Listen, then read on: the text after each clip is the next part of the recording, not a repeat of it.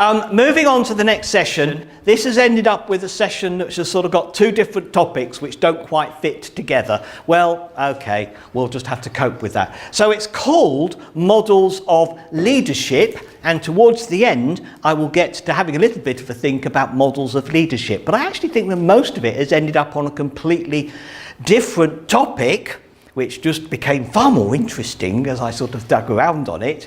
And so that's what we're going to think about. And that's more about what role does personality play in being a great leader? And when we went through those quick fire questions, there were two that I threw up at you which raised this topic of personality. Some personality types prohibit someone from being a great leader. And introverts make better leaders than extroverts. Anybody want to make some responses to me after those two? It's what you bring to the statements, isn't it? If you're an introvert addressing that last question, you're going to have a very different viewpoint. Right. Stuart? Yes, you do, don't you? Yeah. Automatically, if you're an introvert or an extrovert, you view that, where we started from, it affects your starting point.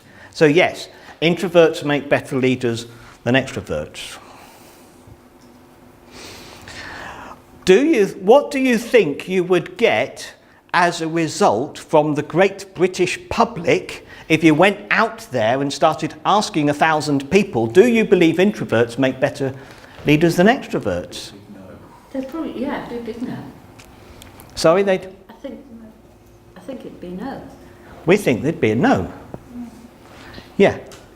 It's very easy to sort of have that sort of general perception of what introvert means and to end up with this perception that actually it would be quite hard for an introvert to be a great leader. They might reluctantly have no option but to be a leader, but will they make a great leader? Certainly. And yes. So you appreciate that at times in this I'm going to start to try and pull out some of these assumptions and prejudices and easy reactions, so that by bringing them up onto the surface you can look at them and think, oh yeah, do I like that or not? Do I agree with that or not? And certainly this perception of personalities. Now,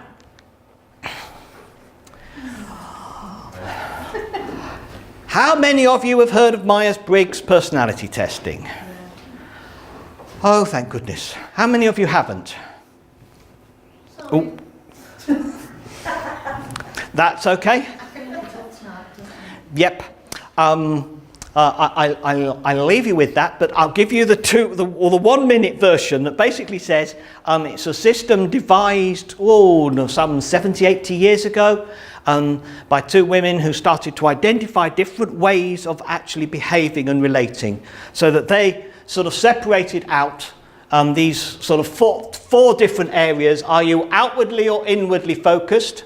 How do you prefer to take in information? How do you prefer to make decisions? And how do you prefer to live your outer life? And generally speaking, they were identified that each one of those had a binary choice. Now, the nuance, of course, says that sometimes some people, like me, you end up so close to the borderline between this, because actually my problem is I'm trained too much as an academic, and my academic training actually gets in the way of my responding in the way that my personality says. So there's all these questions about, do you like to make snap decisions? No, that's really stupid. I don't make snap decisions. You have to go through the process properly. But at the other extreme, are you unwilling to make decisions? No, I'll make the decision. Just when you've got through the process, you'll get to the right point and you make the decision. And that really makes a complete mess of how I end up on one of their scales. And I have to approach it in different ways to know which one I fit into. But most of you are familiar with this as one personality type. Now, strictly speaking again, I should put in a whole pile of caveats to say, look, you know, Myers-Briggs is not the be-all and end-all of personality tests, and there's issues with it and that sort of thing. But in the main, it seems to be one of those tools which sort of gets somewhere. And certainly, whenever I've sort of worked with the materials that are there and said, well, okay, the tests say I am this group, so I read this description and I think, yeah, that's me. That's pretty accurate. So, do extroverts automatically make better leaders? And what I wanted to start to, just to clarify this, is to say, here are some INFJs you might have heard of. Why have I chosen INFJ? Well, I am the bloke here doing the talking, and I am classified as an INFJ. So, in amongst other things, I at various points have gone rooting around on the internet for other people who have been identified and discerned as INFJs. And in my corner, I have got Martin Luther King Jr.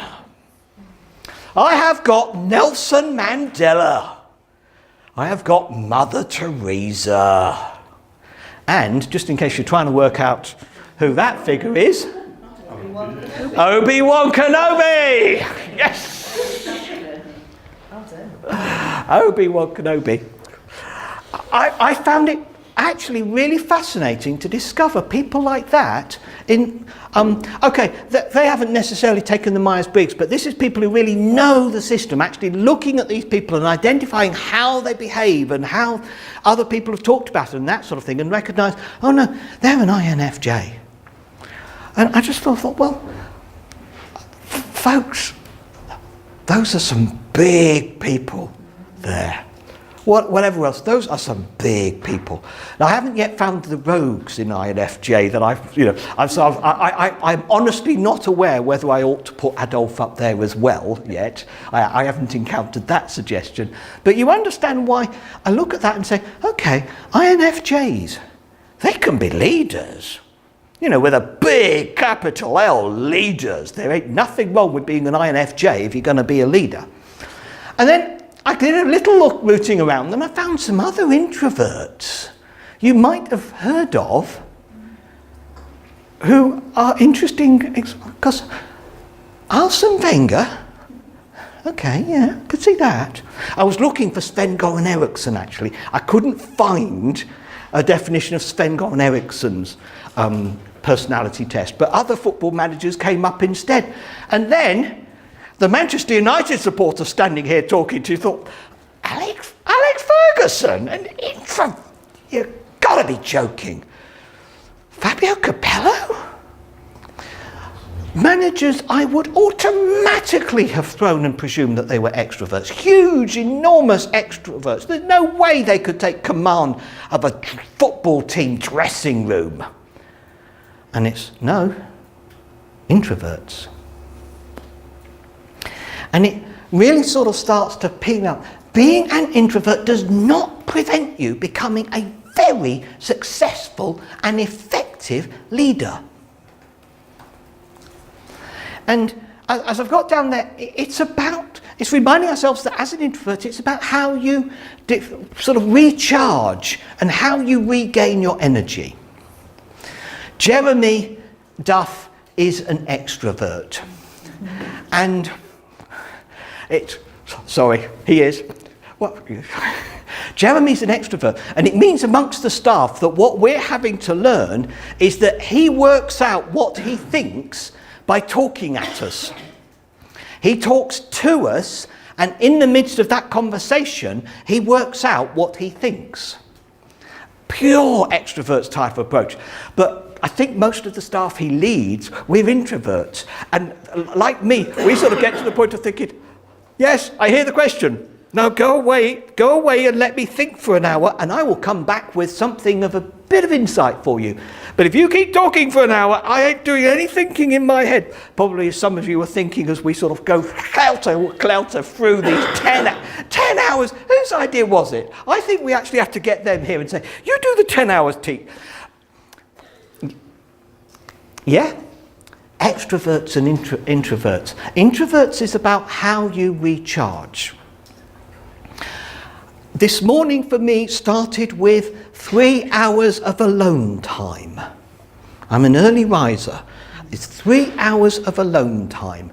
And if I don't get my 3 hours, I couldn't stand here and do this. And I will need my 3 hours again tomorrow before I can stand up and in any way really be full on and do things the way I want to do them. You end up getting a very damp squib of a sort of, what happened? Probably he didn't get his alone time. So being an introvert does not stop you having an outgoing personality, or being somebody who realised that performance art as a model for how to be a lecturer is quite an interesting way of doing things. My first training is as a musician. You have to be up front and stage centre, and you have to be able to take command of the space, and you hold an audience. And one of the things I love about music, I loved being a composer, was that you controlled what people did for your half hour, that your piece of music. You can't force anybody to stand and contemplate the Mona Lisa for half an hour. But unless you are prepared to sit still for 80 minutes, you have no chance of understanding Gustav Mahler's symphonies.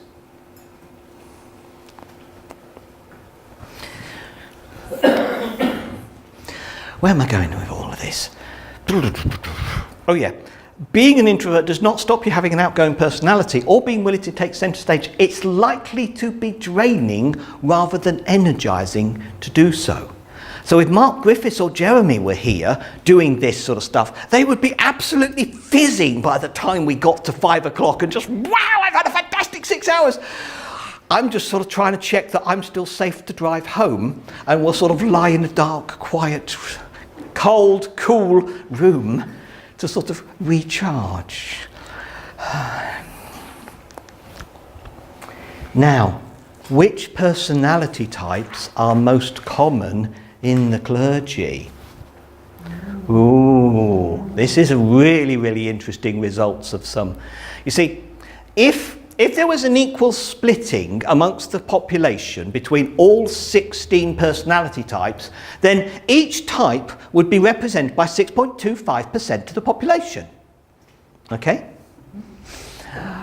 But in the population as a whole, the most common types apparently are, ISFJ at 13.8, ESFJ at 12.3 and ISTJ at 11.6.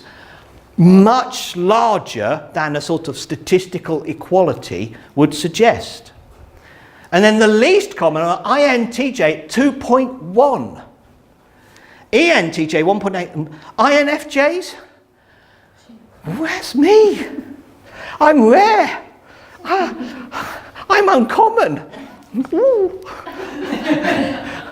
One, feeling special. But what about the clergy? Most common amongst English Anglican clergy are INFJ at 15%. We're only 1.5% of the population, but we're 15% of English Anglican clergy. And INTJ, again, 15% of the English Anglican clergy, but only 2.1% of the population.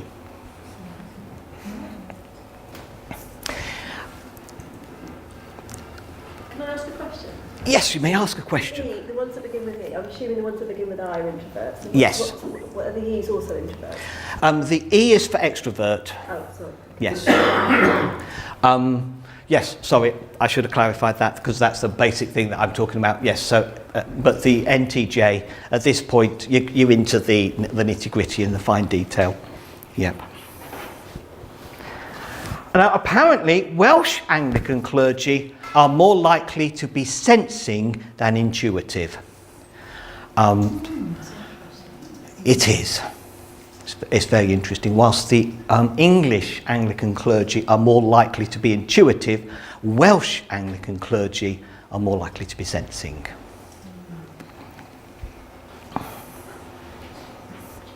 And it's on there, and this is some of the research that you'll find when you get to the PowerPoints that I found that you can start to look at, that is proper, sort of qualitative research that has been done, actually interviewing hundreds of people and that sort of thing. So where we're getting to is my sort of generalised point that says your personality type does not restrict you from being a great leader. But one of the larger issues we have as a church is that we attract people to ordained ministry disproportionately. And probably one of the things that's happening, and I say probably because this is the sort of point where research needs to be done, you need to start to have research that says what is the character formation, the personality formation of one particular church. So that if we take a church like the Res, with a relatively large congregation, with a very clear, strong leadership, how does that leadership impact the personality of people who are attracted to that church? In other words, what is the personality type of the congregation of the church in Wales, let alone its leaders? And one of the things that you want to feel and notice here is that it means that there's a lot of people out there who we noted here, these three personality types, which together make up a clear third of the British population, do not meet clergy who represent and react and respond to them the way they do. That must feel alienating. It must feel a sense of, I don't engage, I don't click, I don't think like. I find the PCC frustrating because they're all one personality type and I'm a different personality type and they don't understand me and they don't listen to me. I'm fed up of church. Is research the sort of thing that's being quietly done but is not perhaps as much interest and awareness of it? And it's an impact as we move into the idea of, right, let's have a big push for evangelism. What are you evangelizing people into? Okay?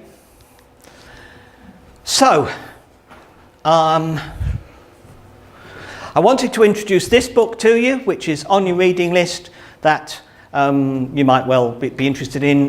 Graham Osborne's book, Be a Better Leader, Personality Type and Difference in Ministry. And so in the book, he starts by introducing and explaining what is personality type, and he explains who Myers and Briggs were and how they came up with their tool. He discusses the impact of personality type on leadership. In other words, starting to think how, because if you're this type of leader, you're going to approach the whole question of what is leadership? What should I be doing in leadership? Your personality type gives you a perception of what the answer to that is. As we were looking in the previous session, what is great leadership? Your personality types are impacting how, oh no, it's impossible, isn't it? Ah! But you see what I mean? And then he moves on and he describes each of the 16 different personality types and what they're like as leaders. So I put myself out there and I'm now going to read to you apparently what I'm like as a leader.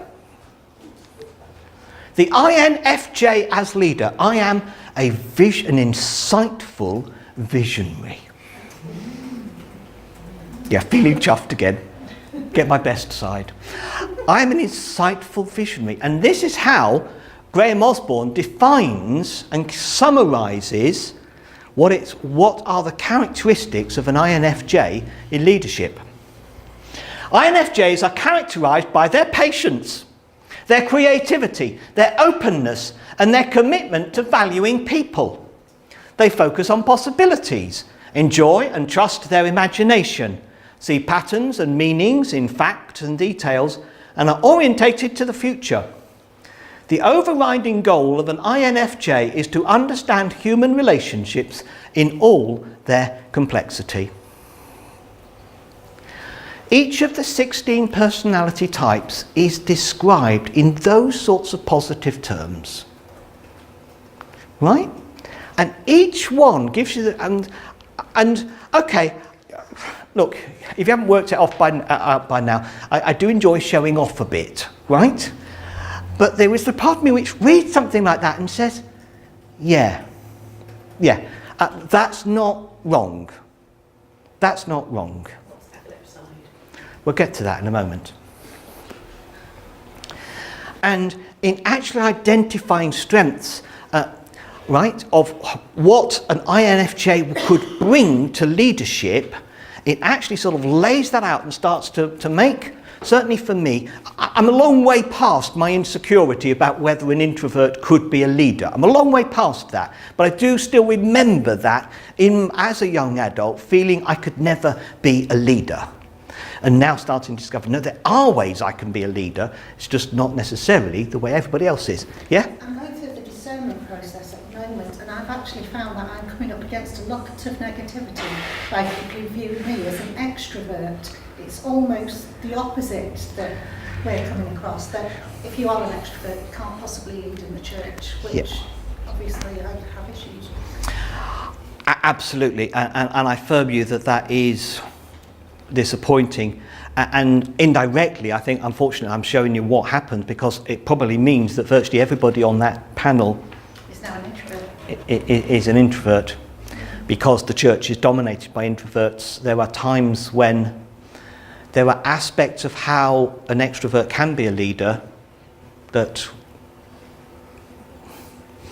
can scare off some introverts. So you understand why I'm not going to take that further with you, but thank you for sharing and recognising that actually it's gone the other way, and you get into a situation where we look for leaders who resemble us because we understand what that would look like. But leaders who don't, we need to spend a little more time starting to read the other 15 chapters of this book to understand how leadership looks and works for different people. My other last person, she's extrovert as extroverted and she struggles. Yeah. Helen, you asked what the flip side is. If we had time, I think one of the things which we do is, I want to go back to that list up there and start to say, what do leaders do and what do great leaders do? And I would ask, and we would ask, what is missing in that description that we viewed as essential in that? Right? And I think that's what how I'd want to use this insight to actually help me understand myself as a leader. Because I think there are holes in what's up on the PowerPoint. Right? It hasn't described taking decisions, and I think it's suggesting that I'd have problems being a bit of a... Yeah. Yes. But by having a description like this that starts to give me a feeling, okay, there's a lot of positivity up there, it gives me great encouragement, now I can start to work out where are the areas where I am not going to naturally work well. And as you work through the rest of his chapter, he is basically doing exactly that. And starts, that's the definition, now let's talk about that as its strengths. Now let's move and help you understand what your weaknesses will be in your type of and way of being a leader. Okay? So, I'd like you to see how he ends his description of the INFJ, because that's the opening. This is what he says at the end. The patient, innovative, empathetic, stubborn, and enigmatic INFJ strives to understand people and their interaction. Before I go any further, I'd also view the word strive as a little negative. It implies it doesn't come naturally, does it? Right? INFJs are committed to integrity and to collaborative working. Yay! They listen carefully, nurture those among whom they work, and find injustice and practical jokes distasteful. To develop to their full potential, INFJs will benefit from grounding their visions in practical reality and taking justified criticism less personally. And in a moment of openness, that is one of the biggest things that I have struggled with over the past 30 years. Actually, not taking things personally. One of the most helpful things I ever had said to me was, John, you have a thin skin. You couldn't do what you do on a piano if your skin was thicker. But it is going to hurt you all your life until you learn that people don't mean all of this personally. So I definitely recognise, taking justified criticism less personally is something I've been grappling with for 30 years. If they can internalise the fact that it is the piece of grit in the oyster that makes the pearl, INFJs will benefit from understanding that conflict can be creative and that constructive feedback given early may be highly beneficial. Does that help, Helen, as you were sort of, what's the flip side? It sounds marvellous, but nobody's ever that perfect. Yes, exactly. And this actually starting to highlight some of the areas which are likely to, in broad terms, you're still dividing the population into 16, which is a good number. It's a little better than 2 or 3, isn't it? But you're still dividing people into very broad strokes. But I have to say, I read something like that and I resonate with it. I know that it experiences things I've been living with and grappling with, some of which were articulated back when I was going through my own period of formation, and others of which arose in other contexts. So it's from that I sort of commend to you understanding your personality. And at its root, to say every personality can be a leader. I think that's incredibly positive. Really, it's an incredibly positive statement to make. Every personality can be a great leader. And there are aspects of something like that that can help you understand and recognise where your natural strengths as a leader will lie, and then also stuff here warning you off and helping you understand where your weaknesses are going to appear from and how you might progress from there. Right, how are we doing? I've lost track of time. Yeah, we've got loads of time still. So, supposedly this session is about models of leadership. Okay? And I turn now to the main topic then, models of leadership. And just to clarify that you're understanding what we mean by the word models here, it's about a way of behaving, a style of being a leader. That there are models that you can model yourself on, that you can imitate and utilise as examples of how you might be a leader.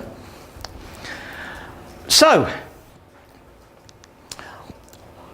one of the things we might talk about, because this is a module on the Bible and leadership after all, let's get back to the Bible, is to note the incredible variety of images that Paul uses for Christian leadership. He describes leaders as stewards, as house builders, architects and gardeners. Christian leaders are fathers, they're nurses, they're matchmakers. I'm really quite confused by this one. As you can see in the bottom right, I got this slide from Loveday Alexander, who, is a big name, I've got a lot of respect for Loveday and the stuff that she produces. So, but I got to the matchmaker. Can somebody help out? Does she mean sort of, hello, would you like to meet my son, sort of matchmaking? I don't know. We don't know. No. I left it there because I thought, well, sorry? Not tell us what it is. No, she doesn't. I grabbed her PowerPoint I grabbed the PowerPoint, so I haven't got her explanation, but it was a really intriguing one. Matchmaker, the Christian minister as matchmaker. Christian ministers as ambassadors, as a labourer with co-labourers, and also as a pilot. I think as a boat, not as a plane, but I think guiding the ship to harbour sort of ideas of labourers and pilots. That's some very diverse images that Paul is grabbing hold of from the outside world to say Christian ministers behave like this. And for me, it illustrates this feeling that the New Testament is incredibly rich with imagery. In fact, frequently far richer than we tend to be. I mean, to move to a doctrine like your doctrine of atonement, the New Testament has at least 5 different, completely different explanations of what Jesus was doing nailed to that cross and dying, and how we understand that as a cosmic event that did things. 5 completely, barely overlapping ways of explaining it. And it's incredibly rare to find anybody who has got these 5 and will actually use them and work with them and allow them the richness to sort of conflict and inform and challenge one another. And again here, as we start to move into sort of, well, what is Christian leadership? What characterises it? There's 1, 2, 3, 4, 5, 6, 7, 8 different categories there coming from Paul's letters, and I don't think he's got them all. As I started to look around, I think these came from Loveday as well. There's another list as you start to look in the rest of the New Testament. Christian leaders are shepherds, we're teachers, we're leaders, we're watchmen, we're fishermen, and we're labourers in the harvest. So as we start to sort of move to what is your model of what a Christian leader looks like, if you could somehow gather together those 8, 9, 10, 11, 12, 13, 14 different images, and if you can juggle those simultaneously and get them as a combined thing, then you'll start to get some feeling of the richness of what is being offered to you from the New Testament texts about what it means to be a Christian leader. Yeah? Now, Keith Landin has produced this book called Finding Your Leadership Style. And I'm not going to take you into a detailed look at that, even though it turns out that I would have had the time to do a little more than I have done, but we'll survive. But the reason I wasn't going to do it in detail is it's on your reading list, and if this intrigues you and interests you, then go away and read it. But he offers us these 6 different chapter titles as models for leadership, ways of thinking about what it means to be a leader. You can behave like a monarch, as a warrior, as a servant, elder, contemplative, and prophet.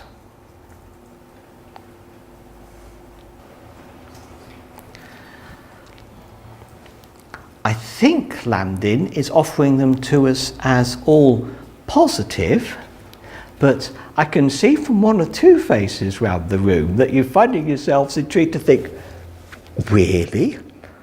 A warrior?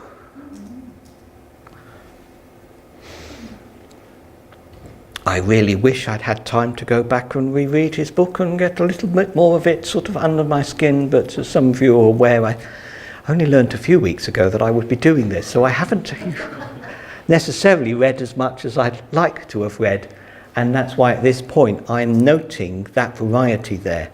But that is thought-provoking. Because when I opened, I sort of thought, yeah, I'll bung it up and there'll be sort of bland little titles and we'll all go,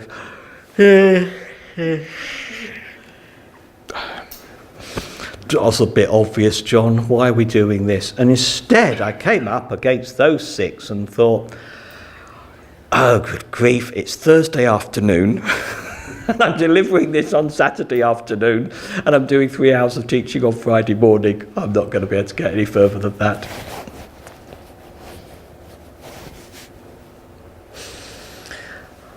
I leave that with you to pursue.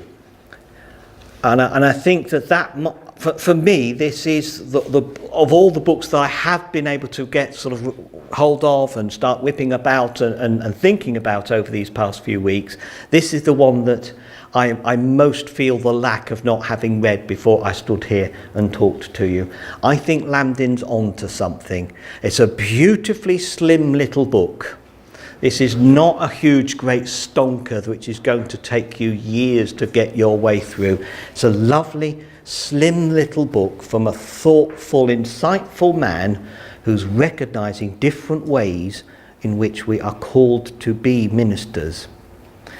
And if at this point I'm not quite sure why the word warrior is there, I want to say to you that on my Old Testament section of my shelves is a book called God is a Warrior.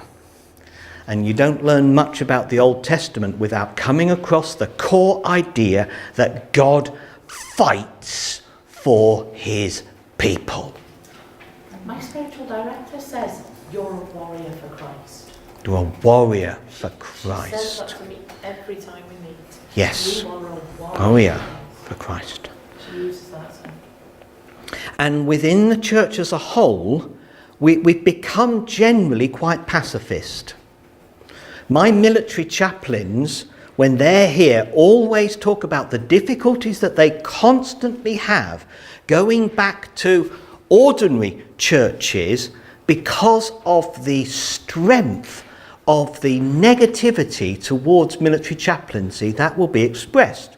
Now, again, I'm aware some of you might well sort of feel, well, yeah, I'd be first in line, John, if they came to my church to make sure that they understood my opinion about military chaplaincy.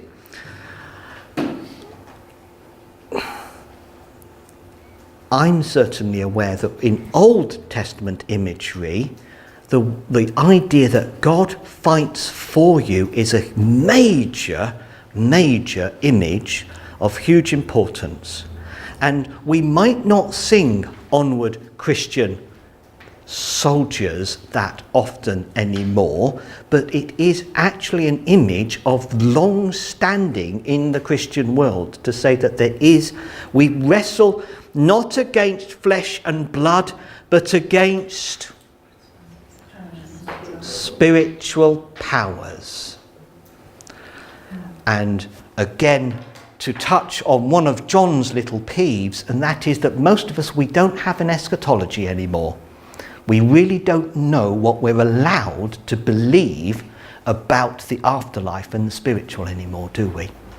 Because we know we don't believe in a three-decker universe. There isn't heaven above, the earth and hell below. We know that that's not right. But what do we do with this biblical imagery?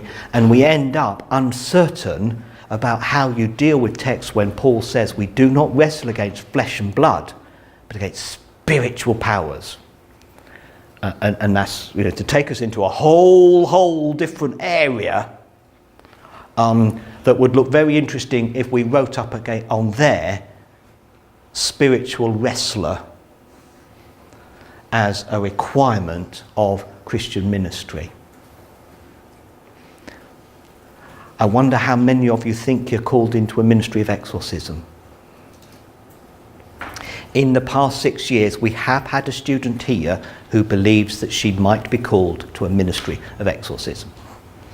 I have a lot of time for her because of that reason, and a willingness to actually look that sort of calling in the face and be willing to consider that. We're called to be warriors. And in that, somewhere between that pacifism and that naive Victorian sentimentality of being a Christian soldier, there is something there that says we are called to be warriors. So I commend Keith's book to you, and I apologise that I can't take you any further with that here and now. So, according to my computer, I'm officially 15 minutes early. What a shame.